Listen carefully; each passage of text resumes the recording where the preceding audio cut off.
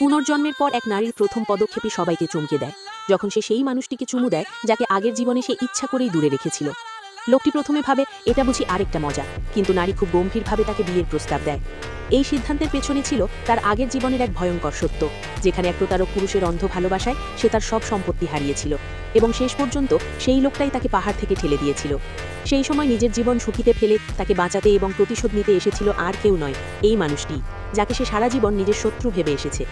মরার ঠিক আগে সে দেখেছিল সেই মানুষটিও এক মুহূর্ত না ভেবে তার সঙ্গে খাঁদে লাফ দিয়েছিল। তখনই সে মনে মনে শপথ করেছিল, যদি আবার সুযোগ পায় তবে সে তাকেই সত্যিকারের ভালোবাসবে। ভাগ্য সত্যিই তাকে দ্বিতীয় সুযোগ দেয় এবং পুনর্জন্মের পর সে সোজা সেই মানুষের কাছেই পৌঁছে যায়।